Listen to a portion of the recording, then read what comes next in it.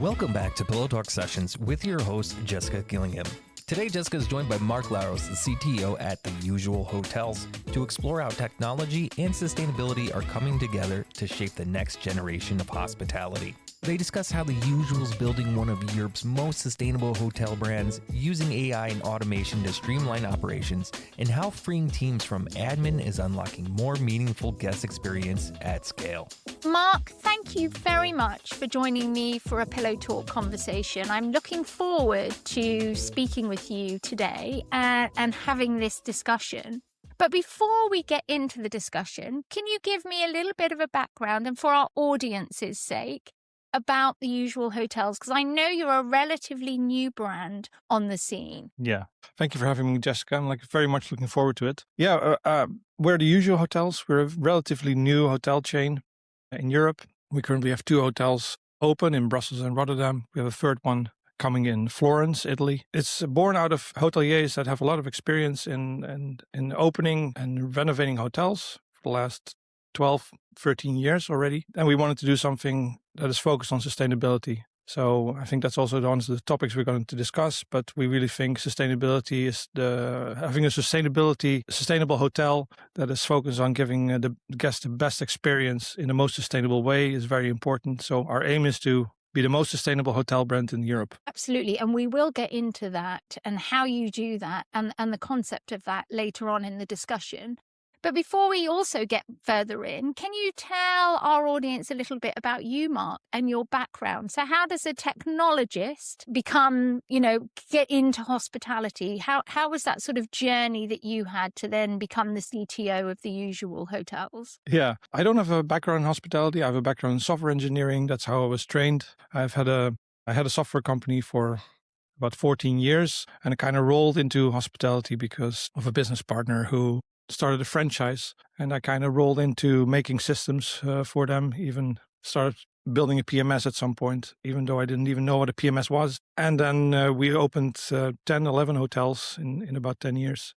And that got sold, and then we started The Usual. Yeah, not a hotelier, but a lot of hospitality background already. Yeah, that's great. So it is interesting, isn't it? You can come from software and into hospitality, and the same principles kind of apply, but what you're dealing with is something very different, isn't it? You're dealing with something that is very analog, actually, in experience, because people stay, physically are staying in a physical place, having a mostly physical experience as well. So what would be the main lessons that you think you learnt coming into hospitality that perhaps you didn't have before in your software background? I learned so much because, I wasn't really used to thinking about the user or the guest as much as I am thinking about it right now. Also, let me just say the industry is amazing. I have a lot of background in working with financial organizations. Well, it's completely different. But yeah, having the guest experience be central to the tech,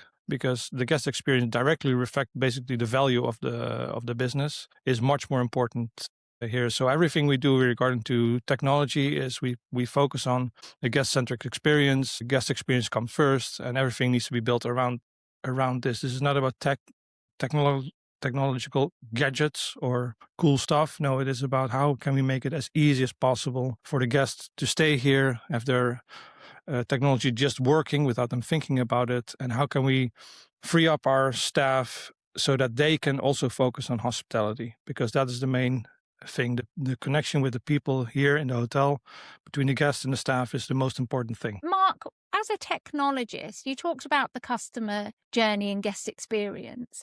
Where do you see that for a technologist and for your input into it? Where do you see the sort of the beginning of that guest experience journey and then the end?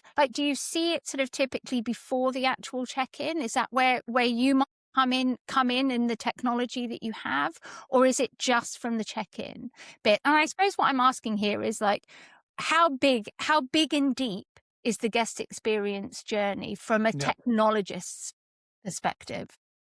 Yeah, definitely before the check-in, way before the check-in. So of course we have good marketeers who make sure that the right people come with us, but we think it's very important that we do as much as possible beforehand. There's nothing worse than coming into a hotel and basically being asked 2 questions.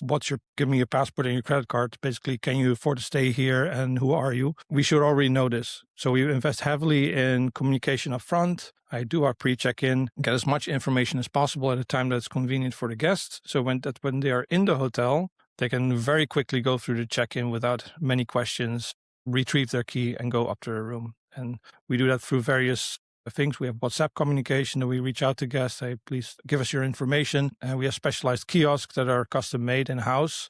That kind of take away, it's not a traditional kiosk, it's more like a key pickup point so that people who don't want to interact with anyone, just want to go up to the room, that's possible. But if people do want to interact, our staff is free to give them recommendations about where to eat, where to go, etc. Like true hospitality. It sounds like, you're providing exactly what we talk about, that we talk about a lot on this podcast. But I also wrote a book called Tech-Enabled Hospitality. And this is a lot of what we talked about, which is, you provide the environment by technology so that your teams can actually provide the true hospitality to your guests as well, whether that's where the guests are, like what they want, whether it is more connection, where to go, what to see, that sort of thing. I want to sort of wheel back on something there that you mentioned.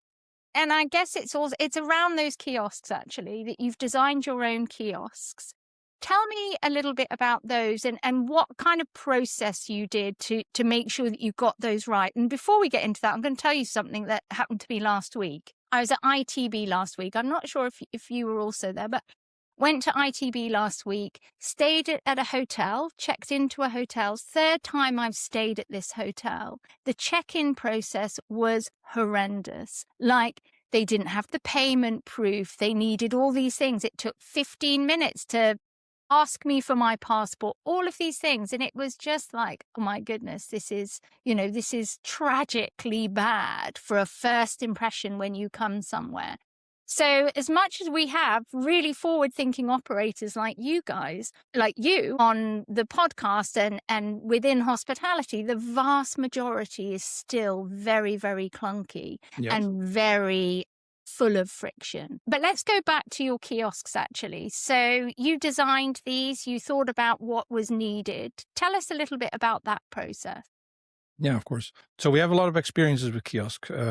We built kiosks for Easy Hotel as well, which we did before this. And one of the things we noticed that people actually spend a lot of time on the kiosks trying to pick out the best room. There's a lot of friction in the beginning where they search for the reservation and maybe they don't have the right reservation number because they booked through an OTA. That whole process is very time consuming and it can be very frustrating. Immediate frustration for the guest if you go to a kiosk and you put in your reservation number or you think, what is your reservation number? And it doesn't come up. Then you have to wait for a host to become available. Very frustrating. So we wanted to achieve 2 things with our kiosk. We didn't think there was something that fitted in our design very well. So we had the hardware custom made. And on the guest journey, we make no compromises. So we buy what we can, of course, but on the guest journey part, we make no compromises. So we collect all the data up front. People get a QR code that they can scan. At the kiosk, they scan this QR code. It immediately pops up with your reservation, says, okay, if there's an open balance, you can pay it right away. And then you make your own key and you go off to your room. And we didn't see that when we made them, that wasn't there yet in the market, or not well done at least. On average, I think a check-in in our kiosk takes about 30 seconds. So yeah, getting the data up front really helps us. So getting the data up front, that's through the booking process. So how does that work when they've booked through an OTA? Yeah, good point. Yes, we have a booking engine, but then we also have an online check-in process. So after the booking, you get an email or WhatsApp or whatever we can reach you at. So we need a little bit more information, and it depends on the location, what kind of information that is. Then people go through that process, get a QR code. That QR code you're reminded of that QR code via WhatsApp right before check-in. So people don't have to search for it. It's right there. And then they can just go through the kiosk and be on their way. Just out of interest, what if it's a guest that doesn't use WhatsApp? Like, I know sometimes our American friends maybe don't use WhatsApp so much. So what would you do then if they didn't use we tried the channel as a communication channel? Yeah, we tried different channels. Per campaign, we can say an online check-in reminder. We first try to do through WhatsApp, then through SMS, and then through email or even WeChat or whatever channel is available for us. So we try to reach them in as many ways as possible. And then with the guest journey and the guest experience,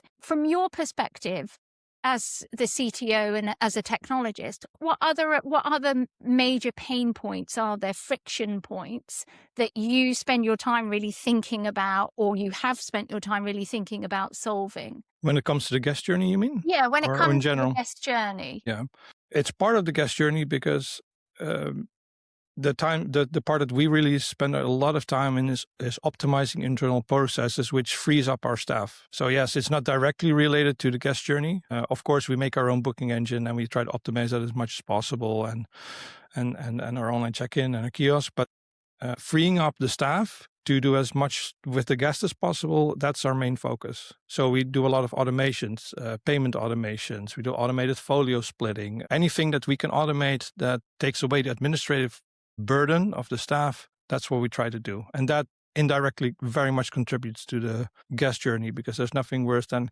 coming into a hotel and seeing people busy on a laptop or a PC and not having the time to help the guests. So that's really our focus. Do you think you've reduced the number of people that you need to operate the hotel as well through automation, or are you keeping those numbers the same? Or is that's not the goal.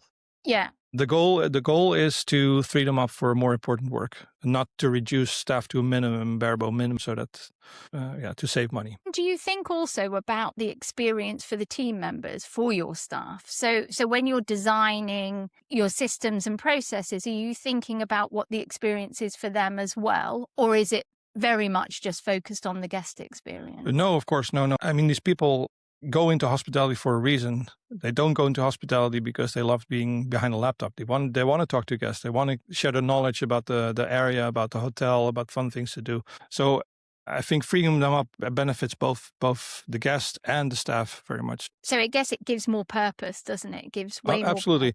We are 100% a purpose-driven company. People want to work with us for a reason. They see that we are a purpose-led company that tries to do something better, or something good in the world. And the worst thing you can do is then clog them up with administrative stuff. Yeah, it feels really refreshing to be so purpose-driven. And I guess reflect on two things. Like, hospitality is struggling with talent, attracting talent and retaining talent. And I guess is a very much a sort of strategic, apart from being purpose-driven, but kind of a strategic play of that purpose-driven is about getting the staff who want to come and work with you, and then making Absolutely. sure that they're empowered in what they're doing and all of those things.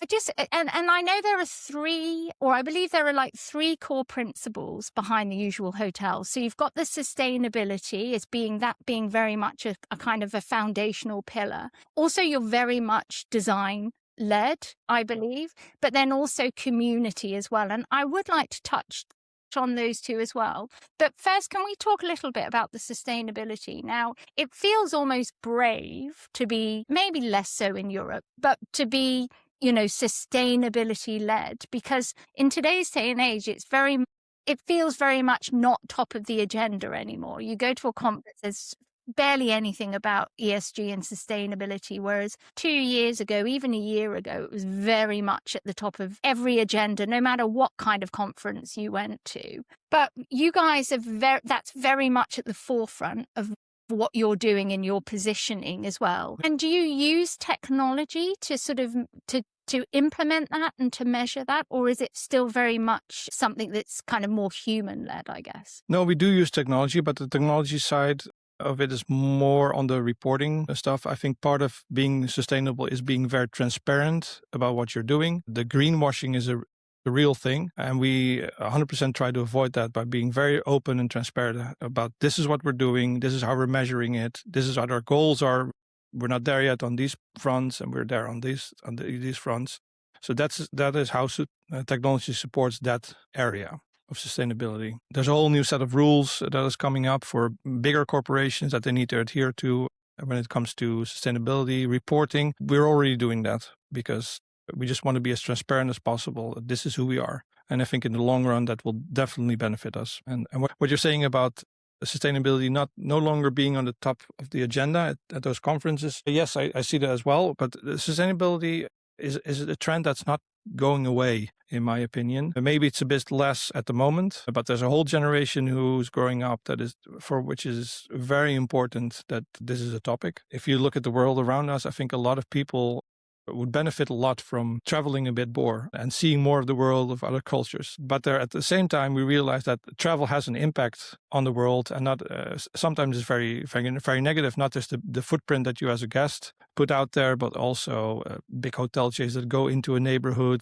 with their own F&B, and everything becomes centered around this hub that's basically standalone of the community. And we think that we want to be different in that part. We want to make travel a force for good. Yes, you can still travel, you can still see places, you can still see other cultures. But if you stay with the usual, the sustainability part is taken care of. Excellent. And then how does the community pillar that you have fit into that as well? Yeah. So we work a lot with local initiatives, like local parties. We want the usual to be a local hub where also locals come. I think a lot of hotels try to do this, but every community struggles with their own issues or has their own causes that they want to support. So, for example, in Rotterdam, we support something called the Voedseltuin, which is a garden project where they grow their own vegetables and use it in the city here. We work with local suppliers. Same in Brussels, we have other initiatives. So we try to really incorporate into the local life here and be also socially sustainable in that way. And then do you also look at space in a community way as well? So maybe, I think, do you have co-working as well? And then how do you sort of monetize that? Yes, we have co-working in Rotterdam, not in Brussels. We will have co-working in Florence as well. There's not a business model here. We don't monetize it. People are welcome to stay here and work. It's about getting the locals in. If this becomes a spot where people want to be, where they want to socialize, everyone benefits. So yeah, this is not a subscription-based co-working or anything. So it's more about that culture that you're creating in the brand as well. Yeah, correct. Just a quick pause in today's conversation. This episode of Pillow Talk Sessions is brought to you by Abode Worldwide, the strategic communications and public relations agency partnering with ambitious hospitality tech brands to build brand authority and create category leaders. From thought leadership to global media relations, Abode helps the companies transforming how we stay, operate, and experience hospitality to tell their story with impact. If you're a tech company shaping the next era of hospitality, learn more at abodeworldwide.com. All right, let's get back to the conversation. Marc, can we go back to the tech topic that we were talking about, and also about your staff and how you're building things for your, making sure that your staff are, very much part of the DNA of that guest journey. Where does agentic AI now fit within that? So agentic AI, it's like warp speed, what's kind of happening there, at least what's happening when we talk about what's happening there. But what's your view on it and position on it? And then how do you see it sort of deploying in the usual? And sort of how will you kind of work that into the DNA that you have around being purposeful? Yeah. So agentic AI is definitely going to, or it's already changing the hospitality industry. More people should be very much aware of this, because it's not only going to change the way people look and find your hotel, it's also going to change the way the hotel interacts with guests. So if you look at the guest side, actually being a purpose-driven hotel and being a little bit niche is very much a benefit with us, because if people are looking for this, agentic AI is more likely to recommend you based on the strength of your brand than if you're a generic brand without any unique selling points. So this is where we very much benefit from it. But on the hotel side, agentic AI has so much potential of supporting the staff, not only by taking away administrative processes. Think about checking commission invoices or splitting folios or checking reservations, all the comments on a task list for the guests.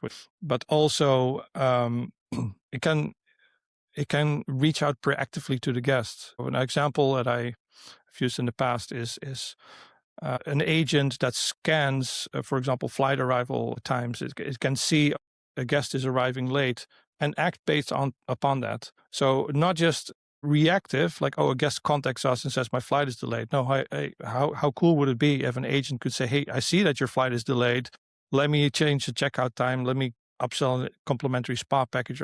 We don't have a spa, but you get the point. And be proactive in providing this hospitality, the service to guests. And I think that's coming very soon. We're experimenting with it. That's first there in a few months, I think. Also on the guest communication side, we're already using this a lot. So when guests contact us via WhatsApp, for example, it's not just a knowledge base that the AI takes from and says, yes, our check-in time is at 10 or at 3 p.m. or yes, our breakfast at this time. No, it can actually check reservations. It can say, oh, you don't have breakfast yet. Would you like me to add it to your reservation? There's so many possibilities. If you give an AI agent these tools to connect to your various systems that you have, the possibilities are endless. And yeah, this is coming. This is already there, but it's going faster than people are realizing. And then for you at the usual, if you were to think about your AI workforce as opposed to your human workforce, how many different types of agents will you be deploying, do you think, within? Have you got that far, like thinking about where and which ones? We're very much experimenting. I mean, like a guest relations part is obviously there, but I'm mostly thinking about the different departments that are doing administrative work for our hotels. So think about the finance department, who would have an agent that would support them in doing certain financial tasks, and then we'd have an agent basically who during the night already makes a task list for our front desk staff, so they can do their work more efficiently. I don't have an exact head count basically, but we're looking at where we can put it in as much as possible, not to replace people again, but to support people.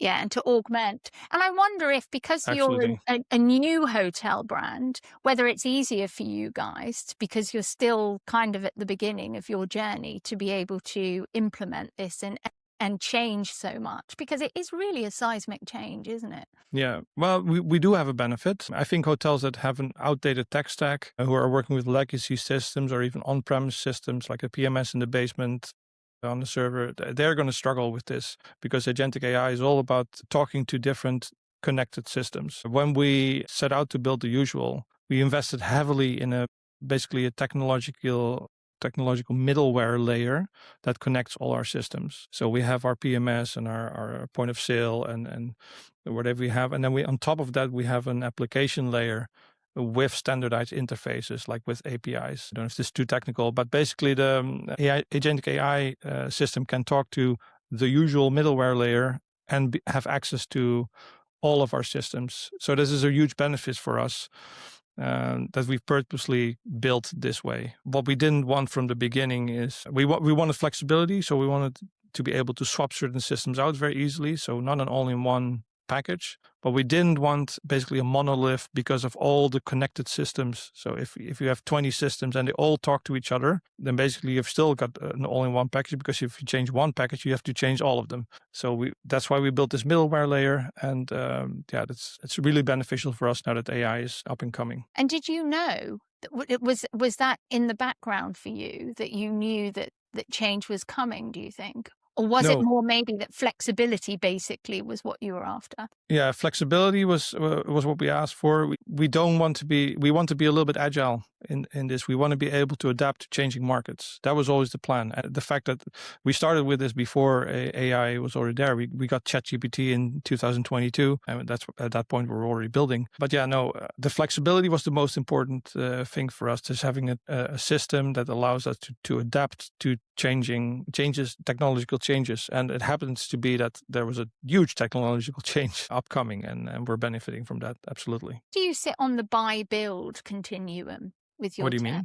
Well, what is it that you build? You build because you build your own. You've talked about the kiosks, but then the buy, so use third parties. Yeah. So we buy what we can. We look every time in the market, what is the best housekeeping solution? Does it integrate well? We select that. We're not going to build a housekeeping system. But on the guest journey part, we make no compromises. We want the whole guest journey to be as seamless as possible in one environment. We don't want people to go from one booking engine URL to another and then download an external app to open their rooms. No, that needs to be one whole thing. So if it's not there, we build it. But it's not that we build stuff because we like building. No, we want to buy it when it fits our purpose, and if it doesn't fit our purpose, we build it. And then if something came along that was then worth buying, would you switch, or would it be a sunk cost thing that you've built it? No, it's not a sunk cost. But if a really awesome booking engine came along that did everything we wanted to do at a reasonable price and more, then we need to switch. Yeah, absolutely. Just on that, I have a sort of something that I'm always a little bit curious about is let's say a housekeeping app that you have, how often do you switch when you see improvements maybe happening in another vendor, or the vendor that you're using isn't kind of keeping up with what you need? Is it the kind of thing, like, do you see switching as something that you have the power over, or is it more like it's so difficult? No, it's not that difficult.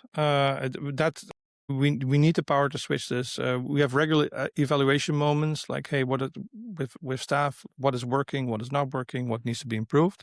And if it doesn't work with the current vendor, then we need to switch. And we've done this many times already. As an example, we want our agents that are talking to guests, and if a guest asks us for towels, we want to be able, in a housekeeping system, to let an agent give them these towels, or put at least a request with housekeeping in for these towels. If that's not possible, we are going to switch. So it depends on the use case.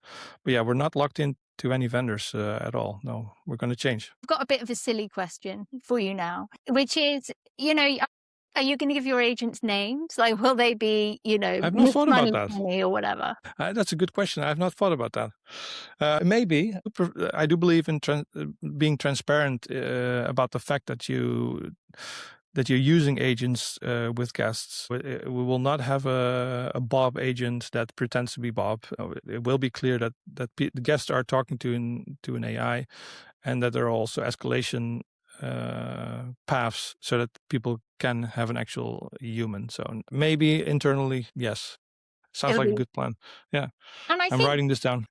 I think as consumers, like, we're all consumers, right? As consumers and as users of AI, LLMs in our own lives, there's the speed at which people will become completely comfortable with having an AI agent do X, Y, Z for them, even as a guest at a hotel or as booking a hotel, will come so quickly. And I always think my mother is the weather vane. My mother's like, to my mother-in-law, she's like, oh, you must download ChatGPT on your phone. Like, if an 82-year-old who's a complete Luddite is saying that, like, obviously that's just a tiny, tiny bit of what's possible. But the sort of the comfort with having AI, agentic AI in our lives as consumers is going to be very, very quick. Yeah.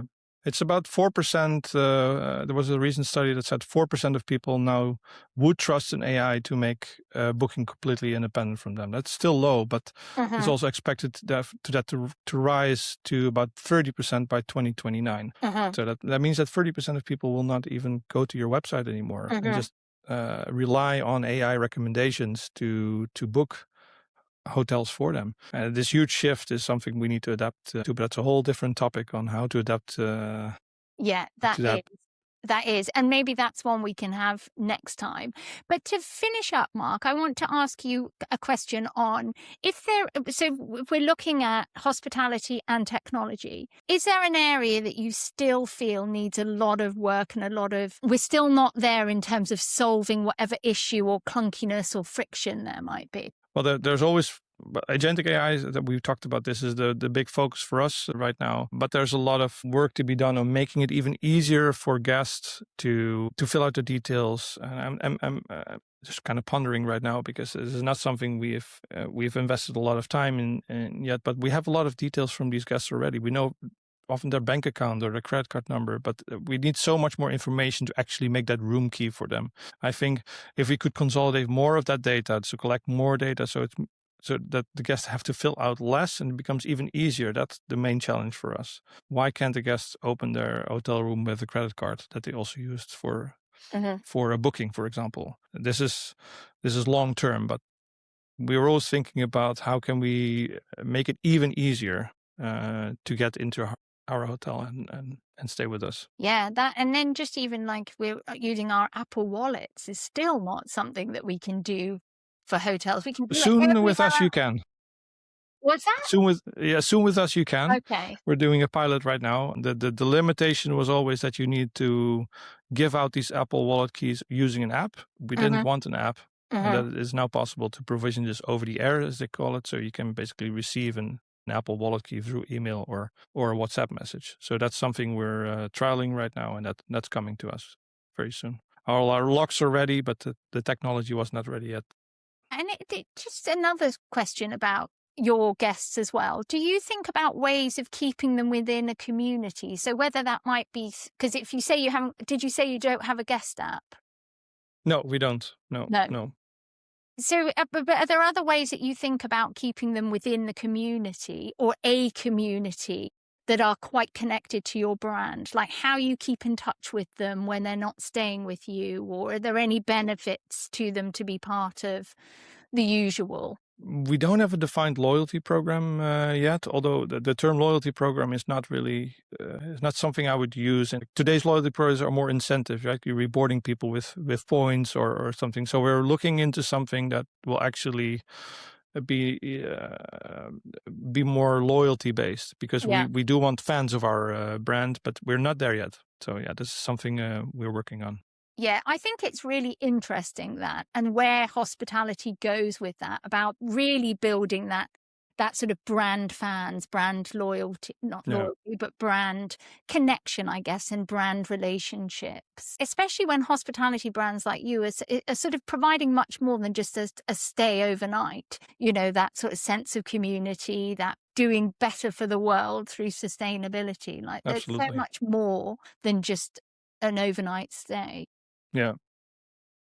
So we do highlight like the contributions people make when they're staying with us. So we highlight what kind of donations we do to causes, like we donate water, we remove plastic from rivers, for example. So we do highlight that, and that already is an incentive for people to think like, oh, I'm doing something for the planet when I'm staying with the usual. Yeah, I want to be part of that. Yeah, exactly. So Marc, to wrap up, I'd love to hear about what you have in store for the usual. And I know you mentioned right at the beginning that you are opening up a new hotel in Florence. So when is that opening, if you know? And then any other plans that you have? We have a lot of plans, but Florence should be opening somewhere in the beginning of next year. We just closed for renovation. It's going to be a very beautiful hotel close to the Duomo in Florence city center on the leather market. So that's going to be awesome. And we're looking at different properties around Europe to see if we can acquire those and add those to a portfolio. So we still want to grow to about 20 hotels in the next 5 years. So we're actively looking for new properties. Let's see what comes up. Excellent. I wonder if whether you'll get agents helping with that side of things as well. Yeah. That's not my area of expertise, but I definitely think they could help with that, scanning huge amounts of data, market analysis. Absolutely. Yeah. Great. So, Marc, thank you so much for being a guest on the Pillow Talk session. Thank you, Jessica. Really enjoyed it.